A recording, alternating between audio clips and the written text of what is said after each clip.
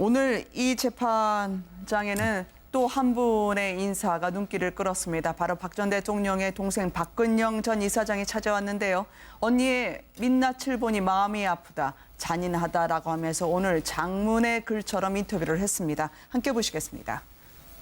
평소에 이런 일 있기 훨씬 전부터 부신 기능 저하증에 많이 시달리고 계셨으니까 그런 것을 좀 잘 치료받으실 수 있었으면 하는 게 저희 소망이죠. 네. 좀 잔인한 생각이 들었습니다. 그래도 일국에 얼마 전까지 하여튼 대한민국을 대표해서 그래도 여성이신데 화장 정도는 조금 얇게 하실 수 있게 그런 게 좀 허락이 된다든가 뭐 그런 흉악범도 아니고 그런 중재라고 생각하지 않습니다. 조금 그 머리 손질이라도 좀 해드릴 수 있었으면 하는 마음으로 민낯을 뵈니까 너무 가슴이 아팠습니다. 네. 그렇지만 뭐 딱한 건 알겠습니다만 많은 시청자분들이 되물을 것 같습니다. 아니 그래도 동생인데 저렇게 저간의 사정 모르고 그대로 왔다 돌아간다? 어이없어 하실 것 같아요.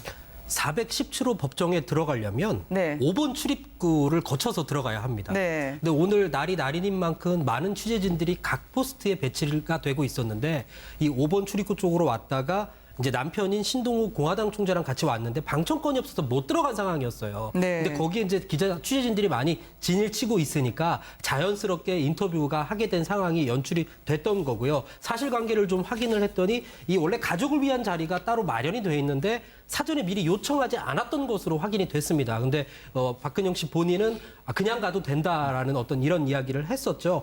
그래서 뭐 아까 들으셨다시피 민낯을 보니까 가슴이 좀 아프다라고 심경을 밝히기도 했는데 화면을 좀 자세히 살펴보시면 인터뷰하는 내내 사실 얼굴이 그리 어두워 보이지는 않고 어떨 때는 화난 표정까지도 볼 수 있어서 그 인터뷰를 진행했던 기자들도 좀 의아하다라는 느낌을 받았다고 합니다. 네. 그러니까 이게 참 저는 의아스러운 게 본인들이 만약에 정말 진정으로 언니의 재판하고 싶다면 뭐 우리 보도를 통해 다 나갔지 않습니까? 추첨했다는 거. 그럼 미리미리 예를 들어서 방청권을 받든지 그렇게 해야 되는데 아마 저렇게 온 것은 이미 못 들어갈죠. 왜냐하면 박근영 씨도 재판장에 꽤 많이 왔습니다. 네. 본인 재판 때문에. 그러니까 저쪽 사정은 잘 알고 있는 분이에요. 네. 이제 그렇기 때문에 저렇게 불쑥 혼자 찾아왔다는 것 자체가 좀 이해가 안 되고 그리고 뭐 이야기 중에 보면 왜 구치소에서 머리를 좀 할 수 있도록 해주지 안 해줬냐 이런 또 이야기도 하거든요.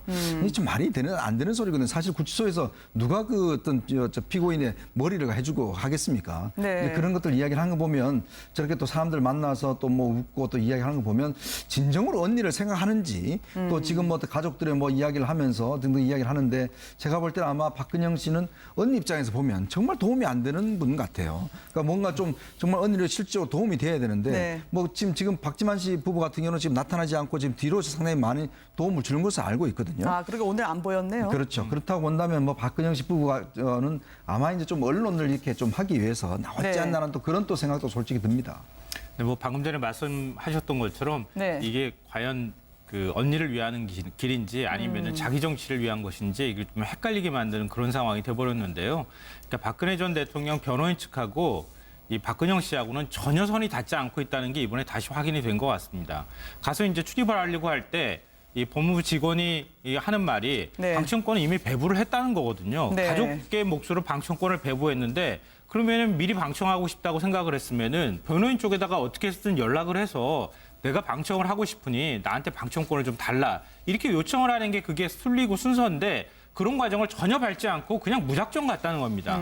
가족은 그냥 들어갈 수 있으니까 네. 이 사상 물정을 몰라서 저러는 것인지 아니면 일부러 저렇게 해서 언론의 주목을 받으려고 하는 것인지 이게 좀 구분이 좀 안 되는 상황인 것 같습니다. 남동생 박지만 회장은 정말 오늘은 보이지 않았네요. 그러니까 박지원 회장 같은 경우에는 초반에 이제 구속될 시점부터 이제는 네. 내가 나서서 누나에 대해서 좀 챙겨야겠다라는 의지는 보였죠. 근데 아마도 이제 대통령이 변호인을 선임하는 과정이나 이런 곳에서 박지만 이지 회장과는 연락이 닿지 않았던 것 같아요. 그러니까 네. 말씀을 드리는 이유는 여전히 박지만 회장 같은 경우에는 돕고 싶다는 의사를 밝히고 뭔가 노력도 했을 것 같고 또 구속된 직후에 이제 아내인 서양희 변호사가 찾아가기도 했었지 않습니까? 네. 하지만 실제 만남도 이루어지지 않았고 그 이후에도 또 만났다는 소식이 안 들어온 걸로 봐서는 박 전 대통령이 계속해서 본인의 어떤 의지로 재판을 끌고 가고 있지 동생의 도움을 받거나 하고 싶지는 않은 것 같다. 물론 구속되기 전에 짧게 오랜만에 만나기도 했었지만 네. 그런 태도가 바뀌지 않았기 때문에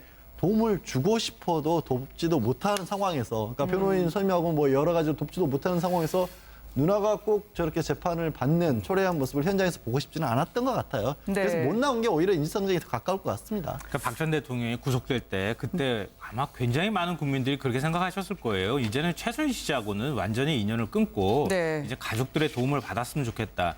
이게 국민들이 생각하는 일반적인 정서나 감정이었을 것 같은데요.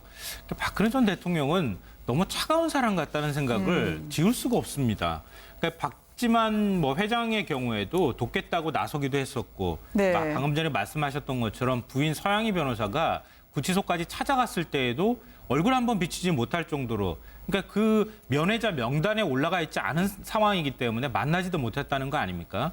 또 어떤 방식으로든 이럴 때에는 좀 손을 잡아주는 게 맞는 것인데 그게 또 순리이기도 하고요. 네. 그런 모습을 지금까지 보여주고 있지 않다는 그런 것들로 보면 과거의 박 전 대통령 모습이나 지금의 모습이나 참 사람은 안 바뀐다. 이런 생각이 들면서도 한편으로는 좀 안타깝다는 생각을 합니다.